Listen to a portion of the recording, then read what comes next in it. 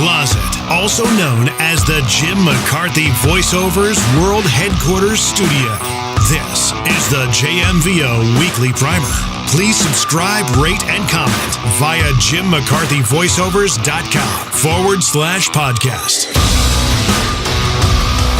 This is episode 37 of Season 2 of the JMVO Weekly Primer. The JMVO Weekly Primer is about making your life better through marinating your mind in good stuff. My name is Jim McCarthy, owner, operator, and chief bottle washer at jimmccarthyvoiceovers.com. I believe that as business owners, entrepreneurs, and overall salespeople, we are bombarded by negativity every day, and it's the last thing we need. If you want to see your life and business change for the better, consume nurturing, good stuff. Subscribe via jimmccarthyvoiceovers.com/podcast. Pick your poison for iPhone and Android. It's on iTunes, Stitcher, Blueberry. I believe I'm on Spotify, Google Play. I got to look into that. Got to make it. It's 2019. I got to make stuff happen. Of course, the show is sponsored by Big Dot Lighting, commercial LED lighting conversion specialists. We convert all sorts of commercial facilities to energy-efficient LED lighting.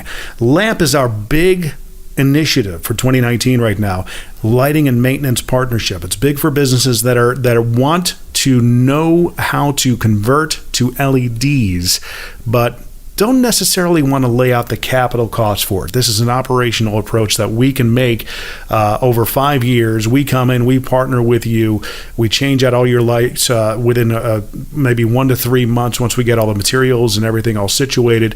But for the next 60 months, all you do is pay a low monthly rate. And all we do is change out the lights, and also you get some electrical help on that as well. So there's no capital upfront cost. Now, on with the show. Doing it live and remote from the home of Sandy Gennaro, a Nashville drumming heavyweight since the 1970s on into the 80s. And the reason why I'm having him on is because, as you all know, I'm a big proponent of using people's names. If I'm in Kroger, if I'm at Starbucks, if I'm at just anywhere I can see a name tag, I try and use the person's name. Acknowledging another person is very important in this day and age, and bringing them and making them feel like they're valued, no matter what. Even if it's someone that's waiting my table, if they're using a name tag, I'm going to make sure that they're acknowledged, because you never know who you're talking to. You never know who you know. And a mutual friend of ours, Rich Redmond, had talked about the fact that when he was coming up and he was doing recording sessions in and around Nashville, he would make the practice of knowing everybody's name, on down from the janitor to the receptionist to the second engineer, the first engineer. And his whole basis was that nobody wants to stay where they are, right? You never know where these people are going to land. Make the best impression you can on everybody in the room, right? And especially when you use somebody's name. I even put out the hashtag, the name tag challenge. The hashtag didn't go anywhere because it was a harebrained idea of mine, but it's still out there. I did a video on it, and I said, challenge yourself. Use people's names. Now, in your case, let's talk a little bit about how, we'll get into that, but I want you to talk about a little bit how you got to where you are today. Tell me about the first vestiges of Sandy Gennaro and how you became one of the best drummers we have in history. Oh man, that goes back. It goes back nearly 53 years. But one of the most important gigs, personally and professionally, that I ever got was based upon actions as you described, where recognizing the little guy, where the seemingly insignificant person, where I was backstage after a concert with the Pat Travers Band in 1981. We had played a big place in Hartford, Connecticut, and we after the show, we were in our dressing room, and it was hot and sweaty, and the road manager comes in and says, "Sandy, hurry up, let's get out of here. We have a long drive tonight." So I was the last one out of the dressing room as usual, and in the doorway where there was this kind of disheveled hippie looking guy, and he had a camera around his neck and a pen in his hand and a piece of paper, and I said, well, this guy wants an autograph, but I don't really have time, but I'm going to acknowledge him because he came back to see me. He didn't come back to see Travers. He was standing in the doorway because he loved my drumming during the show and he wanted to meet me. So I acknowledged him, and I was on my way out with bags and stuff like that, and he said, "Can I please get a picture with you, Sandy?" So I took a picture with him, signed an autograph for him, and he asked me in a nice way because he was a bass player, if I can refer him to some gigs in Manhattan and New York. So I said, his name was Dave, and I said, "Dave, I can't really recommend you without hearing you play. So here is my card, my home number. This is 1981, no cell phones. Here's my home number, send me a tape, a cassette of your playing, and I'll recommend you where I think it's appropriate." And he could not believe that I gave him my home number and my home address. He was so appreciative and very, very over the top appreciative. So time went on, and I recommended him for some gigs. He never really got any gigs, but he ended up calling me like every couple of months just to see how I was doing. It was really pleasant on the phone. He took a hint when I had to go somewhere or I couldn't stay on the phone. He was really cool about everything. And about 3 years later, and towards the end of '83, he called me and he said, "I just signed this girl to a recording contract to Epic Records." He said, "I want you to be part of the band. It's a brand new band, brand new artist, but she's going to be the biggest artist in the world in 1984. And I said, "Well, Dave, with all due respect, I'm coming off an arena tour, and I don't really subscribe to spending the time nurturing a quote-unquote baby band or a baby artist, an unproven artist." He said, "Sandy, I don't." And by the way, Dave, you hear that your project is going to be the next big thing. You hear that all the time. Everybody has that lofty goal in their mind at the beginning. Yeah. So he said, "Sandy, I don't want you to miss this opportunity. Please, because it's a 1 in a million opportunities. Please come down to the studio. We're doing our first record now. Come down to the studio and meet this woman, and you'll change your mind." So I went down and I met her, and it turned out to be Cyndi Lauper. So I've never heard of her. Never. Yeah, well, in 1984, she was. The fun thing about that gig was magic for a couple of reasons. One, professionally, I joined her band when nobody knew who she was, and within 3 or 4 months, certain key TV shows we did, certain MTV appearances, Johnny Carson, The Tonight Show, whatever, she exploded in a matter of 3 or 4 months, and at the end of, I would say, 5 months, we were playing arenas where we started out playing little clubs. So right. I saw how the rock and roll machine works to create a superstar. She was the most popular artist on the planet in 1984. But personally, I met, in November of '84, I met the woman who ended up being my wife, and we're still together today. So the lowly, seemingly lowly guy in the doorway, if I would have blew him off, sometimes I lay awake at night wondering where I would be right now. Because my goal, my MO is I treat the janitor like I treat the CEO. I treat the merch person like I treat the headliner, the person whose name is on the marquee. Nobody is insignificant because underneath their set of clothing, they might have a superhero outfit on. In other words, they might end up like David Wolf was my hero, turned out to be my hero. And because I didn't consider him as just one insignificant fan that just wants some of my time, he ended up being my hero because basically my association with him changed my life forever and will forever. And I mean, at the first point of meeting him, you had no idea. I had no idea who he was. And, your name tag, I use that in my presentations. I have a motivational speaking career as well. And I say no one is significant because you don't do it for the reason of what could you get out of me acknowledging a person. Like, oh, if I'm a drummer, well, this person checking groceries at Kroger, maybe her brother is a producer. Maybe if I'm nice to her, I'll get a drumming gig. But you don't do it for that reason. You do it because it uplifts people. Yeah. And it makes people take a momentary vacation from their seemingly mundane lives of checking groceries, for example. But if you acknowledge the person by name, and how was your day today? And what are you planning on doing after you get off of work? Or Maggie, or whatever her name, So that's basically it. And the universe takes care of people that permeate positivity. they instill positivity, even if it's for a moment, or you give someone advice that changes their life. And it's funny how when you don't realize it doesn't happen enough. We came from Connecticut. My wife and I grew up in Connecticut. We moved to Las Vegas to take a radio job for CBS. Well, I took the job and she came along. And it was, in Connecticut, there was a lot of we didn't realize how much of an uncivilized area we lived in, even though people around us thought they were very civilized. We moved out to Vegas, right? And the first night we were situating, we went grocery shopping, and the two checkout girls are talking with each other. We're in line, and I think I was there by myself picking up a few things, and they were talking about how one girl's current boyfriend's, his ex-girlfriend wanted to take her out to lunch and talk about whatever the situation was and yada. And I was just not eavesdropping, but you can't help but hear, and because I came from Connecticut, I just, you look down, you don't make eye contact, you don't talk to people. And all of a sudden she said, "So what do you think I should do?" And, I just naturally thought she was talking to the girl behind. "Sir, yeah. What do you think I should do?" And I was like, she wants to take you to lunch. Is that what you're saying? She goes, "Yeah." I said, "It's a free lunch." She goes, "That's a good way to look at it." And I'm like, "You're welcome." I had no idea she was even talking to me. I was just completely in my own world, right, conditioned by how I grew up.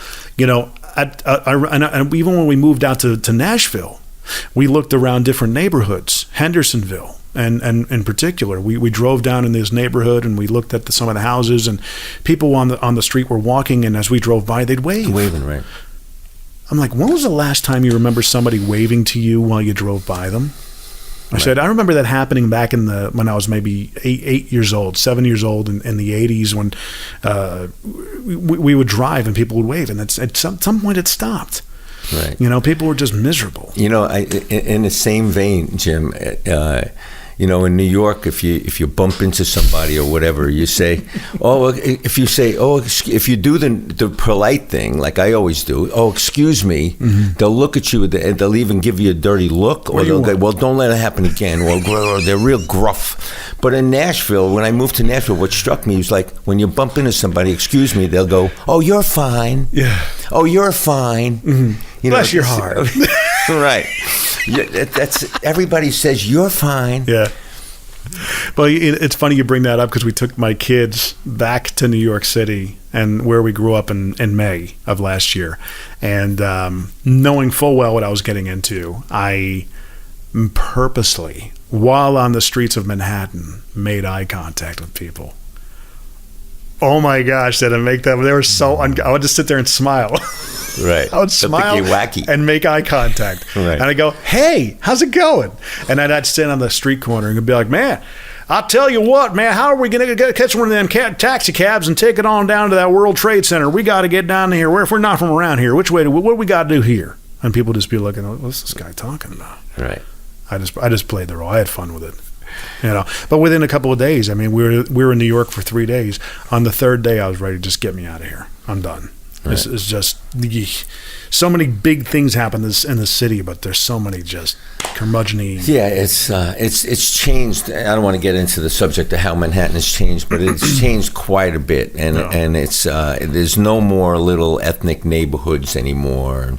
There's no more Little Italy, where I was born and raised, and Lower East Side of Manhattan. I think there's 1 or 2 Italian restaurants still remaining there, but it's basically all Starbucks, Olive Gardens, and Red Lobsters. It's like it's very corporate. Foreign entities are buying all the buildings and building new ones, and I don't know. It's getting too expensive to live there, and now the expensive apartments, since the real estate is spreading out to Brooklyn and Queens. Now it's even getting too expensive to live in Queens or Brooklyn.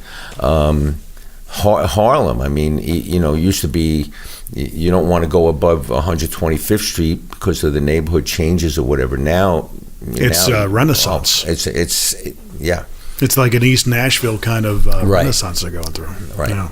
And we were of the, my father ran a business out of Elmsford, New York, which is White Plains. And basically he that's what I knew of New York mostly was Westchester County. Right. We grew up in Danbury, Connecticut. So I mean, it was a far cry. It is a far cry. which is funny because when my parents described growing up in New York, my father grew up in Yonkers, my mom grew up in the Bronx, and to us, country kids, the Bronx and Yonkers were the city. But little did we know, right, back in the 40s and 50s, Yonkers was considered the country. Right.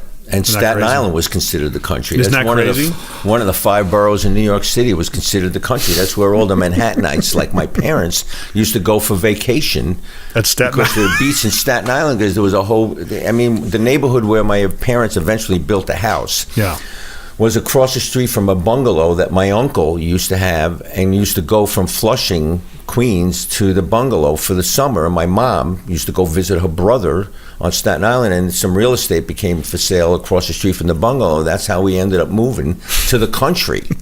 That's where you lived, in Staten Island, right? Well, I was born and raised in the Lower East Side of Manhattan, but when I was about 10, we moved. They built a house in the country, and there was a little migration in the late 50s. All my aunts and uncles that lived all in one block, basically all in the same building, the tenement in the Lower East Side, that we all migrated to the country. Right. It was awesome because it was 2 blocks from the beach, some South Beach. This is the site of where the Verrazano Bridge was eventually being built. But right. I lived in that area, the North Shore of Manhattan, Staten Island.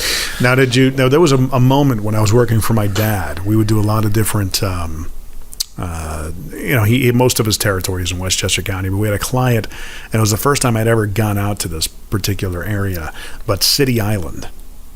Oh, City Island. You know That's what? Like very I've never beachy been to too. City Island. I've never been to City Island, and I always thought it was kind of cool because it was an island separated from Manhattan with the East River in between City Island and Manhattan, but it was so close yet so far. Yeah, you had to take a tram. It was like another planet. A cable car actually took over. Isn't that crazy? So getting underway with playing the drums, were you playing the drums while you lived in Lower East Side? No. I didn't start playing the drums. It would be too loud. You can't living in an apartment. No, we had lived. As I said, I was 10 when I moved. Around 10 when I moved to Staten Island. And wasn't until I was 14 till I got my first drum set. Right. Oh wow! So we were in a private house, and that's what allowed me to have a drum set in the basement of my house, and that's where I was able to rehearse and practice and stuff like that. But when I was 3, in that apartment on the Lower East Side, I have to show you something. Go ahead. When I was 3, I received this drum. Right. This is the very drum, and I have pictures. If you go on my website, you'll see pictures of me beneath the Christmas tree at 3 years old. You kept it. And I kept this drum, and I carried it around everywhere, and was always enamored with rhythm, whether it's banging on the dashboard of my dad's car or with the butter knife on the kitchen table. And then I saved my allowance, and finally, after borrowing a friend's dad's snare drum that I noticed in his closet, we went to his closet to get another clincher softball because we had lost it playing softball on the street. I went into his closet to get another softball, and with my friend, and I saw in his dad's closet that it was a real snare drum, and I asked him, my eyes lit up. Now, that's a real snare drum. Could you ask your dad if I can borrow that, Freddie? And I ended up borrowing it, and when I had to give it back, I started crying. My mother said, save your allowance. Let's see how bad you want a drum set. Yeah, and I saved my allowance, and that's... my mother, before she died, she pulled out she goes, look what I found, honey. And it was the receipt to my first drum set. Wow. New Year's Eve, 1965. See, a lot of that kind of started out the same with me. I'm a drummer as well. And my first kit was my brother's timpani sticks. For whatever reason, he had timpani sticks. And I'd sit there and just bang on the bed and everything. And my mother, much to her chagrin, realized that, this is the direction he's heading. The saxophone didn't cut it. Right. He's a drummer. Okay, a friend of mine was selling a drum kit for $75. the cymbals were beat the crap. Right. You know how the story goes. And I played the crap out of those things. I had no idea what else. I think the first song I played was Jump by Van Halen. Really? That's the first one. That was like 84. I know. Wow. I started when I was probably 11 or 12. We had the downstairs basement and everything. And, of course, the first note I hit, my mom, could see the regret in her face. She was like, what did I do? Well, when my friend brought his dad's, with his father, when he brought his snare drum over that night when I noticed it, my mother said, go ahead, go in the living room and play it, but put a towel over it. Yeah. So I put Surfing Bird, I think it's by the Trashmen. Mm-hmm. I put that 45 that my older sister had, I put that on the Victrola, and that was the first song I ever played. But that first drum set that I got was a white pearl Rogers, brand new drum set. Brand new. Hold on, okay. I got something. He's going to be bringing something else over here. You keep all your first vestiges of your drum. And this is the actual first snare drum. Is that a covering? No, that's the actual factory. It's white marine pearl. Wow. It's a Rogers Superphonic. Nope, Rogers. I'm not sure what kind. Did they have the different lines of drums back then, like they are today? Like Pearl had export, and then they had I don't think they were different. That was it. This was it. Yeah. You had a brand: Ludwig drums, Rogers drums, Leedy drums, Gretsch drums. Mm-hmm. But I don't think they had different levels and different lines. So you set that up for the very first time after playing whatever you could get, and it's your first brand new kit, and you take the first couple of songs. I mean, what was that feeling like? Oh man, when I brought that drum set home, it was a brand new drum set. I set it up in my house, in my mother's, we called it the bar room. It was like a party room in the finished basement of my house in Staten Island, and I just stood there and stared at it. I stood there and stared at it, and I made sure I put 4 pictures, like portrait paintings of the Beatles, 4 of them of each, above the drum set, because that was my inspiration, my muse was Ringo. Sure.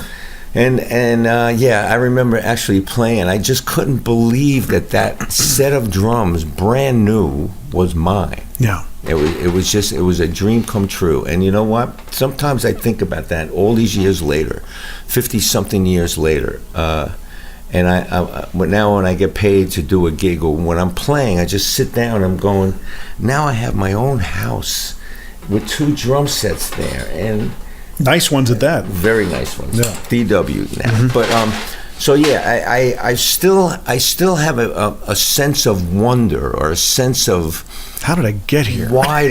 Right. How did this happen? All that water under the bridge. You know what I mean? It's like so many years, so many gigs from a smelly little bar with one person, drunk person at the bar, which smells like cat piss, to like 100, to soccer stadiums with Queen, opening for Queen.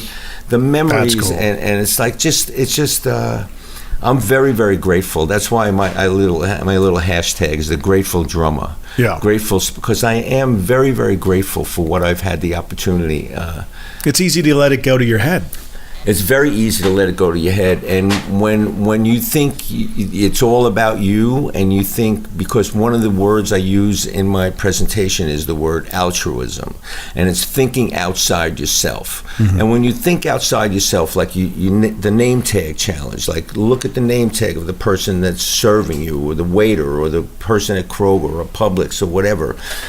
The universe, to me, when you think you have it all under control and that you can control your own destiny, that's when you start messing up. It throws you a curveball. It sure does. Yep. And whether it's your health, whether it's your finances, whether it's your relationships or whatever, but when you permeate positivity in somebody's life, even if it's for a second, mm-hmm. or you give someone advice that changes their life, or an opportunity that allows a person to change their life, the universe will put things in your path that you had no idea existed. People will come out of the woodwork. People you haven't heard from in years will help you get to a goal that you have, or whatever it may be. You have no idea what the possibilities are. So when this guy was waiting for you and he wanted to meet you, what was your, You were a very grateful. Well, hey, he wants to meet me. I mean, what did you? But you're kind of looking at him like, okay, what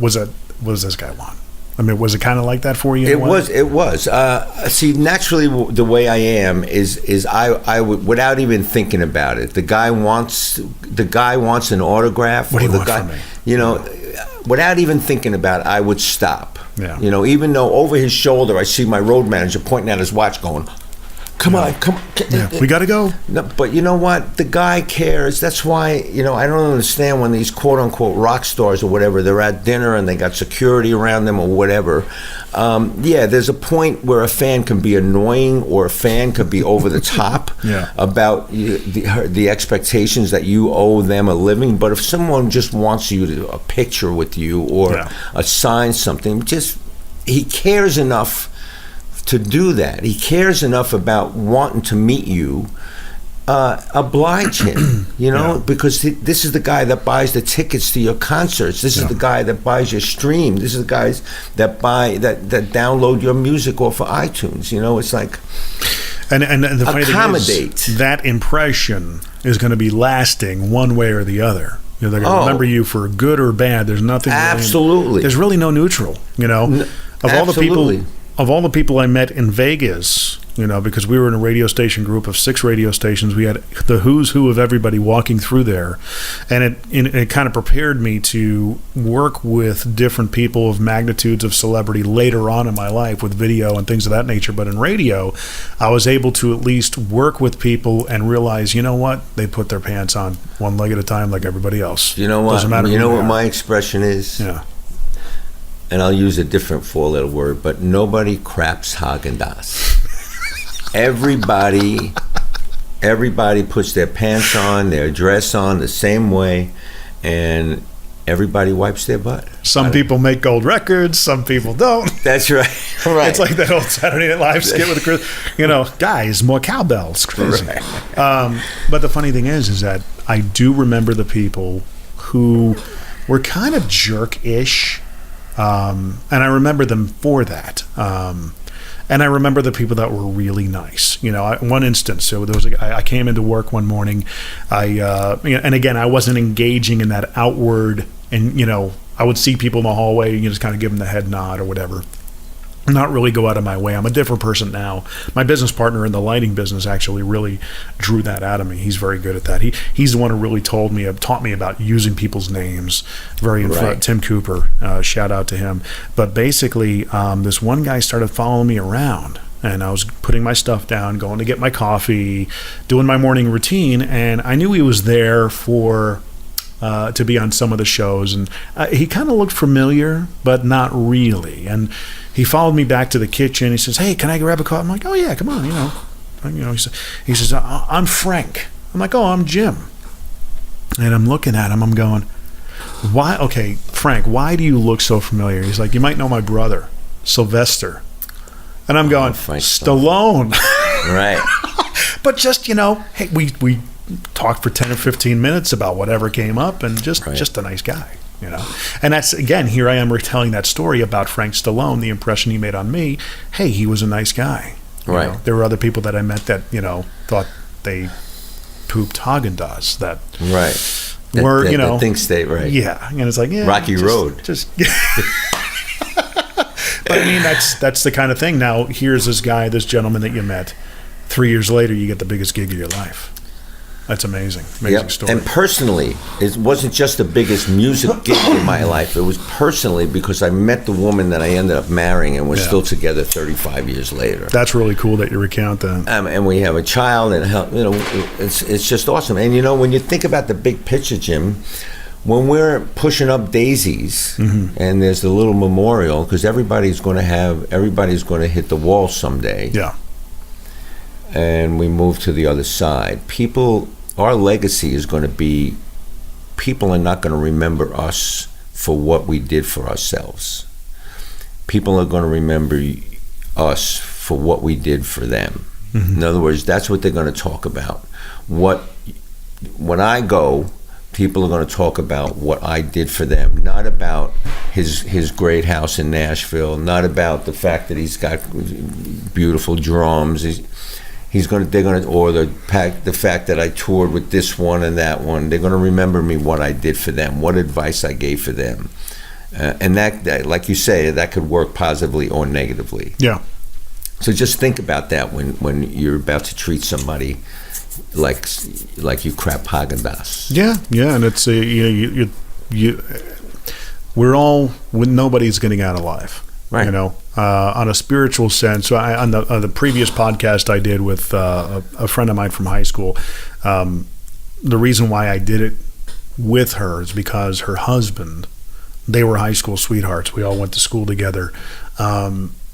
Her husband, the high school sweethearts, got married, created a family, all that stuff. He went into the Marines, got stationed out in San Diego. They took a big risk and moved out there. They've been there for over 20 years now.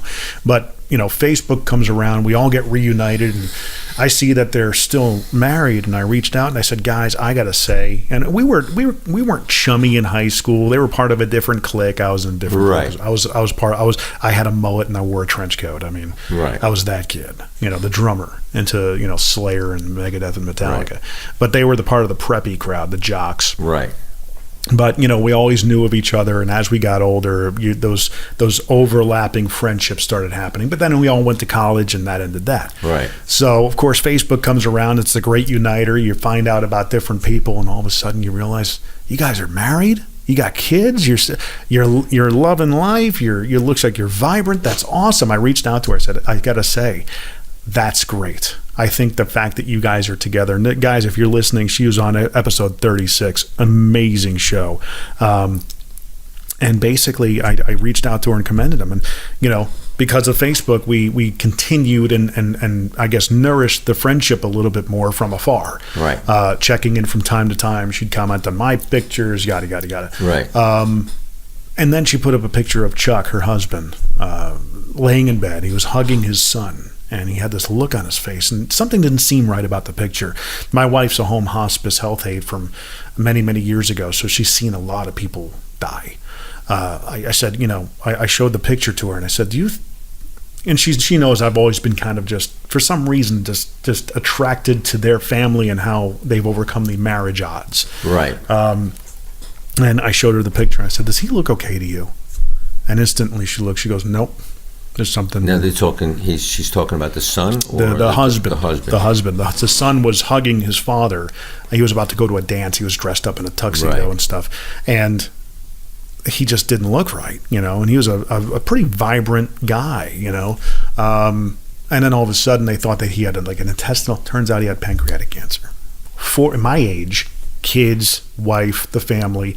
So all of a sudden, it hits me in the gut because I'm like, this is close to home. Right. This is hitting really hard for me, and I felt like a godly pull to help. It was basically impressed upon me. Show them my light through you, and I said, okay, use your gifts and talents that I gave you. Okay, I don't know how to go about that, so I reached out to her. I said, look, oh my gosh, whatever I can do to help, let me know. And I hate saying that because I should be proactive about how I could help. Then all of a sudden, I literally, Sandy, I swear to God, I got another just impression of saying, you know what to do. And instantly I was just like, they need money, and I could probably use my gifts and talents to start a GoFundMe. And I reached out to her and I said, awesome. Hey, I feel like I need to do this for you. If you guys are cool with it, I don't want to overstep my bounds. I understand. I have no idea what the dynamic is or how he's feeling or his attitude. So we started a GoFundMe. Was she cool with that? She was cool. She said, go right and knock that's yourself without out. you actually documenting from her what was needed. And she said, Chuck's okay with it. Yeah, by all means, if you want to do that, go knock yourself out. So I did. Raised a bunch of money for him. Awesome. And it was one of those things that we knew time was at a premium. Right. It probably wasn't going to be a good outcome for this situation. Right. So it was about packing as much time and life into whatever time he had left. So I was glad to be able to do that for them and show them that, hey, God's light is shining. Awesome. You know what I mean? So awesome. Now, what's the status of that right now? He died. He did. Yeah, he died about a year and a half ago. But wow. I mean, we talked about that, and the reason why I had her on is because she, throughout keeping updates on her Facebook profile, it was so hopeful, that no matter what was going on, knowing the end game was going to play itself out premature.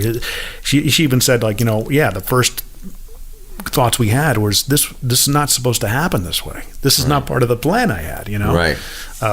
But she said, her demeanor, at least online, was so positive, so hopeful, right. and almost like putting us at ease. Right.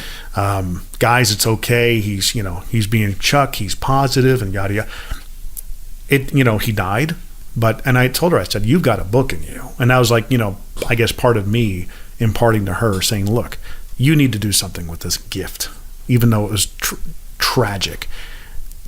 Find the good in it. You know what I mean? So, right. In that situation, getting back to what you went through with Cindy and everything, all these amazing relationships came out of that as well, I would imagine. Right. So, and that's just an example of what you said, where healthy relationship, everything is hunky dory. Boom, pancreatic cancer. Yeah. It's and so that's only to me a sign. And it's a tap on the shoulder to every human being on this planet that we are not in total control of our own destiny, that we have to treat other people right and permeate a vibe of positiveness, because at any time it could be all taken away from us. Tomorrow's promised to no one. And there's the way human nature is, and everybody's guilty of it. When you hear stories like that, it's like your emotions, they tug at your heartstrings, but at the end of the day, it's not going to, you always think it's not going to happen to you, or it's not going to happen to my family. Everything, I look around, everything is hunky-dory, but that reality can change in a heartbeat. No. Literally and figuratively. Mm-hmm. It can change in a heartbeat. That's why, it's... just treat people right. That's all. And positive things will happen for you. Yeah, and that's part of the big reason behind the podcast. Getting into, you're playing drums in Staten Island. When did you really have high aspirations? You wanted to be a professional? Well, it was always.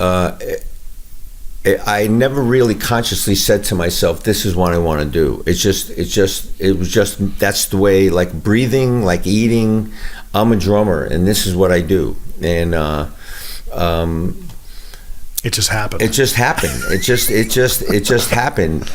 Again, ever since sitting beneath the Christmas tree with this guy, and then a couple of years, 12, 13 years later, I ended up with my first drum set, and just one thing led to another. When I was done with one gig, that led to another gig, and then, and when you play for a living, you ask any successful musician, you can't map out your plan for your life when you're an artist, when you're an actor, when you're a writer, when you do stuff artistically. You can't. I had no idea.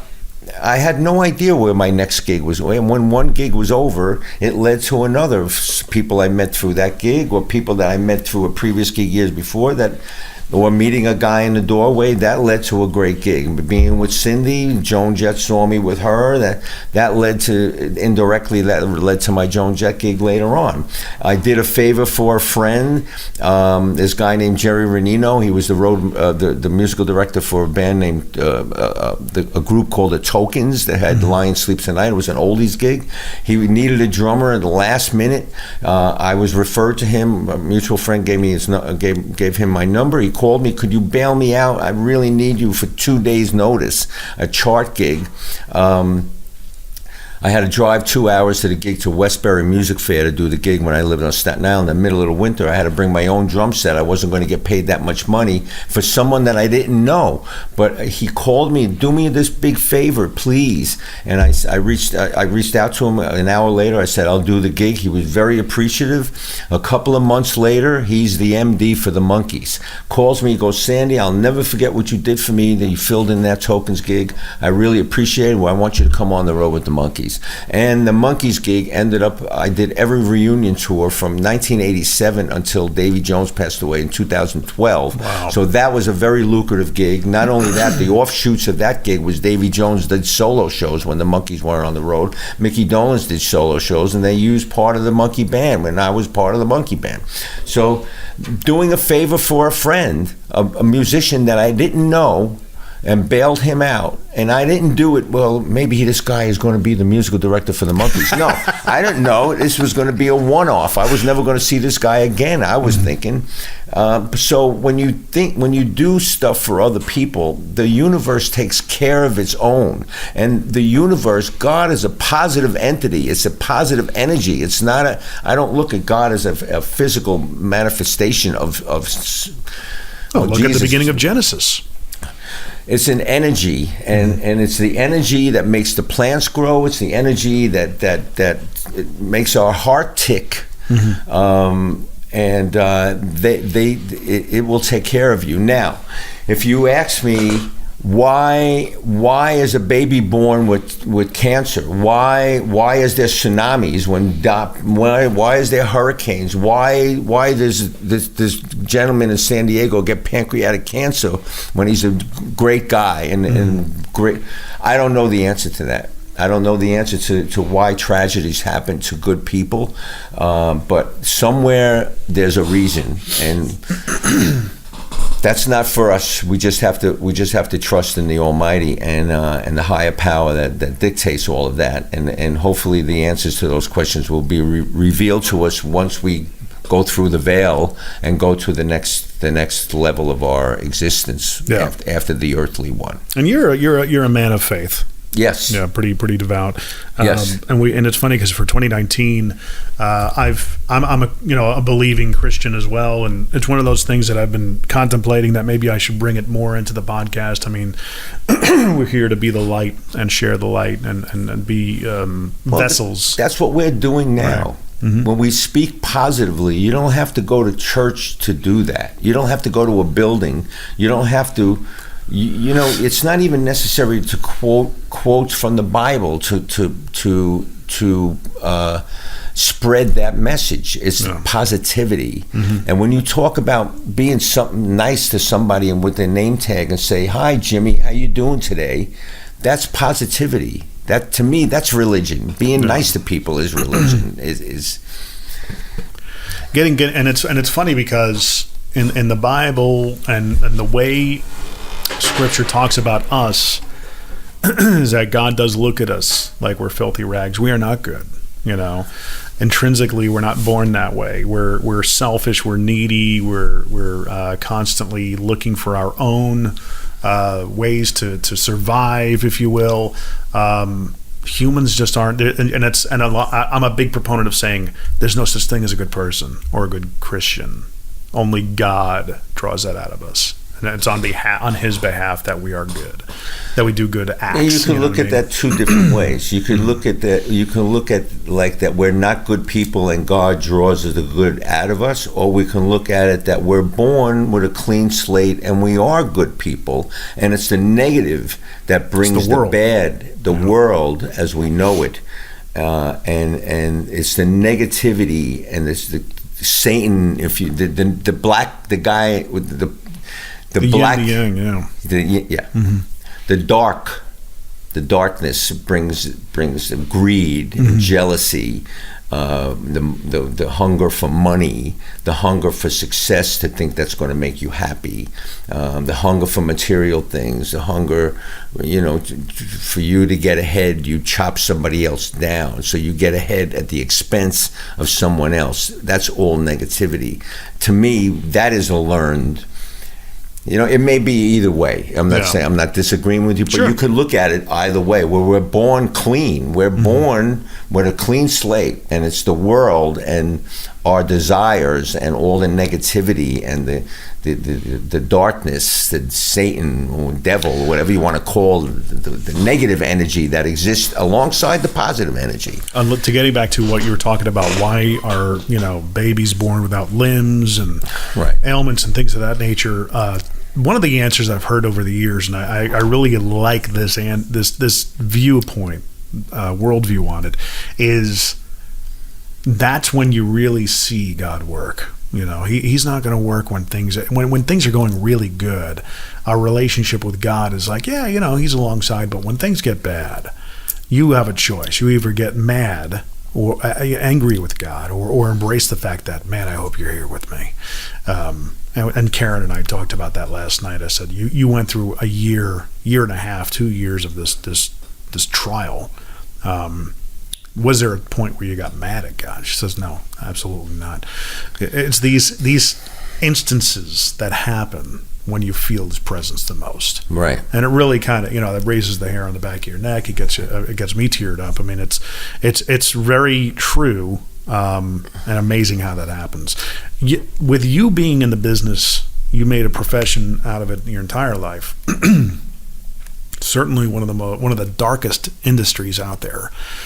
Did you feel like you were kind of called to be the contrast to that at certain points, in a way? Were you always a man of faith, or did it get stronger? Yeah, I was always a man of faith. I was brought up a staunch Catholic in a Catholic high school. I went to Catholic grammar school. I went to an all-boys Catholic high school. I kind of shied away from the traditional religious, having to go to church every Sunday, but whatever. But I've always been that way. I've always been, again, all the good that has come in my life has been a result of me doing good. How I got into my speaking career, which is something I'm going to do until I can't do it anymore, is basically as a result of throwing a drumstick out after a show. Again, a show I did, an arena show I did in 2013. Mm-hmm. I throw a drumstick out to the audience right after the encore. People are still applauding or whatever, and I look for little children, and I look for handicapped people, and those are the recipients of my drumsticks. So I threw a drumstick to a handicapped woman at a concert in San Diego, and the husband looks me up on Facebook the next day and was totally grateful. He said, "You have no idea how grateful I am. You noticed my wife. She was crying on the way home from the concert. Nobody ever notices her. She's handicapped in a wheelchair, blah, blah, blah. I want to thank you personally. So I'm coming to Nashville to do a speaking engagement at Bridgestone Arena for the front office of the Predators. And he said, why don't you come and we'll have a coffee, and I want to just thank you personally." I said, okay. So I went to meet him downtown at a Starbucks near Bridgestone downtown here in Nashville, and he asked me how I got certain gigs, and I told him the Cyndi Lauper guy in the doorway story. And now fast forward, he's giving his presentation, introduces me on the side of the stage, and he said, "Sandy, do you mind if I tell you a Cyndi Lauper story to this gathering?" I said, "No, go right ahead, Michael." So he tells a story, and it got a really good reaction. He correlated the results of corporate, how it applied to corporate, how you retain employees, how, the customer service or whatever. He turned it around and made the takeaway like a corporate situation. We're leaving that presentation, and he goes, "Hey, listen, Sandy, you obviously have no problem talking. You tell a good story, and because I've been giving drum clinics for years and years, and teaching music and music business classes, whatever. So I have no problem talking in front of people." So he said, "I'm giving a drummer. I'm giving a training. I'm training for FedEx. Why don't you come in a couple of weeks? Why don't you come to Memphis at Collierville, the training center of FedEx? And I'm speaking to the future leaders of FedEx. Why don't you come and tell the Cyndi Lauper story yourself?" I said, "Okay." This was an all-day training thing. So I went to FedEx and sitting in the back, and I noticed during the break in his presentation, the moderator of FedEx plugged in her phone for background music while the people were taking a break or whatever. So I queued up Time After Time, Cyndi Lauper's Time After Time on my phone and had it ready. And then he introduces me. He goes, I have a friend. He's going to tell you a little story of how important it is to make sure you treat everybody with respect or whatever his setup was. So I told the story. He goes, Sandy, you got 10 minutes. So I told the story. It was hard for me to tell the story in 10 minutes.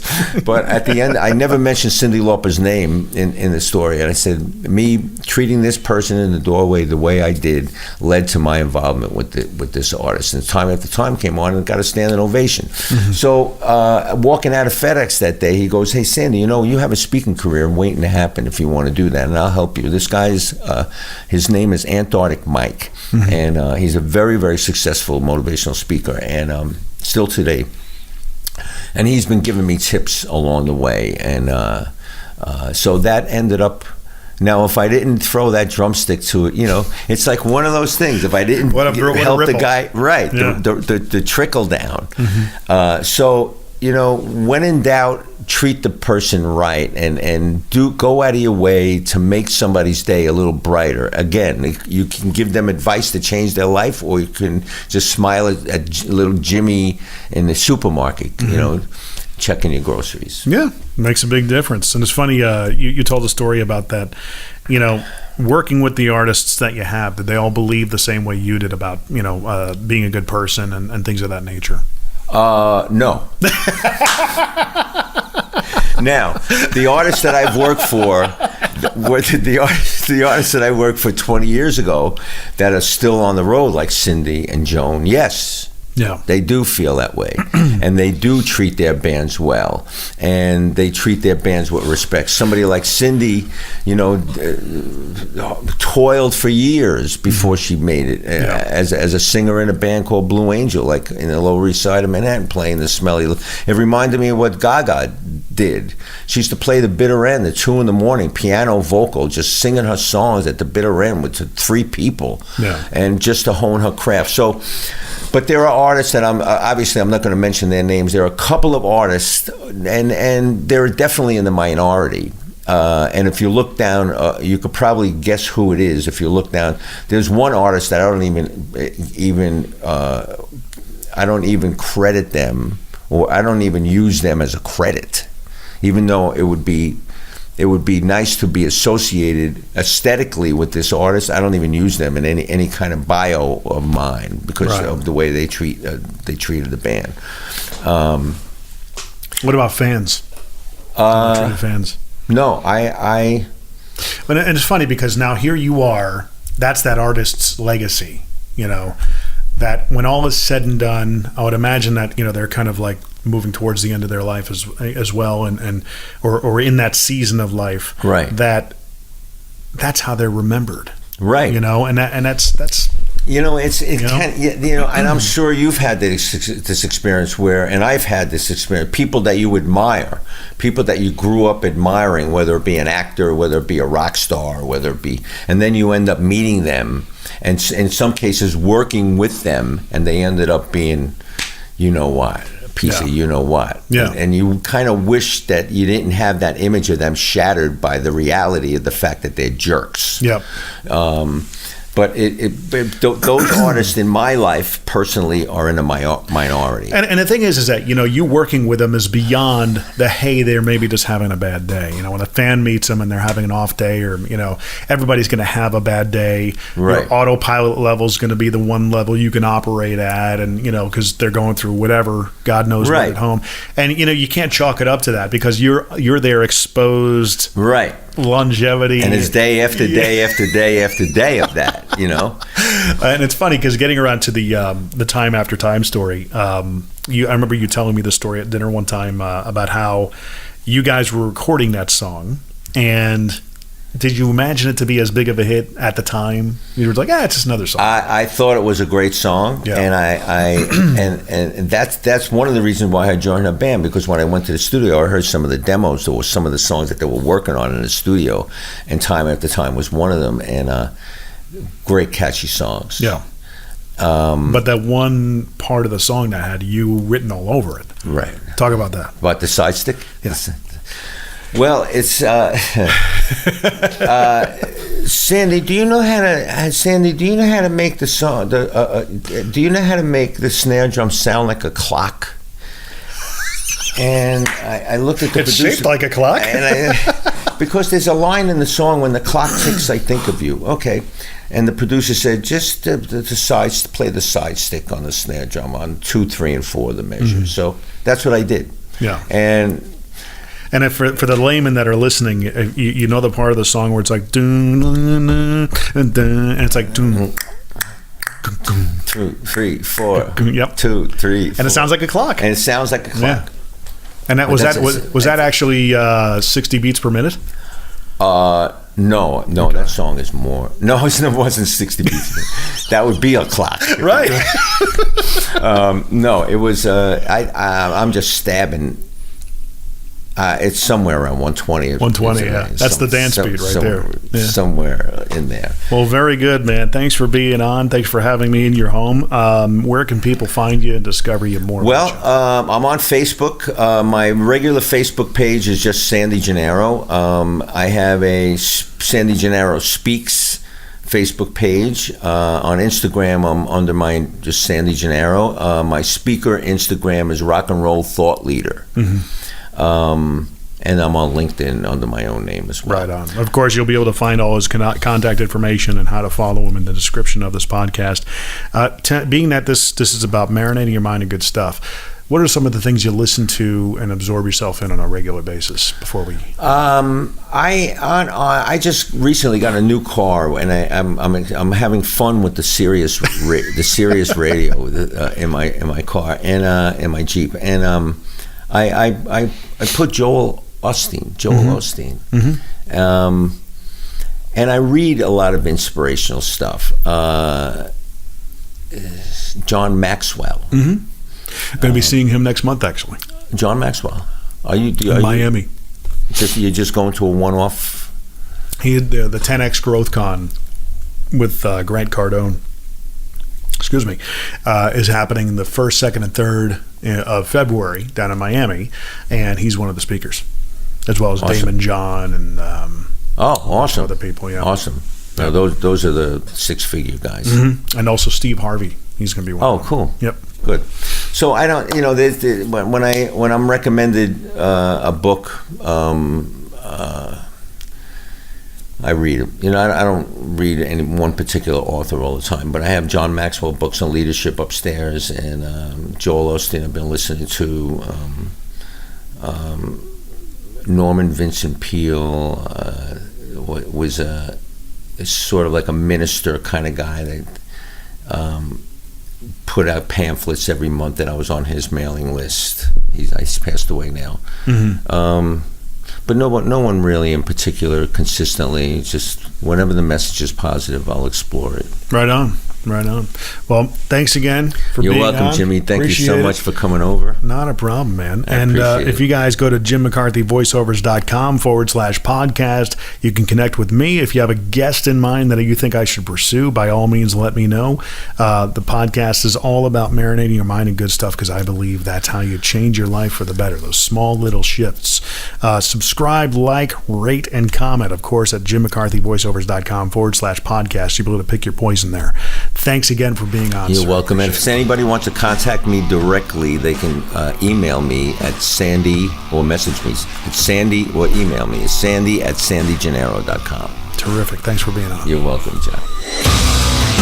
This is the JMVO Weekly Primer. Please subscribe, rate, and comment via jimmccarthyvoiceovers.com /podcast.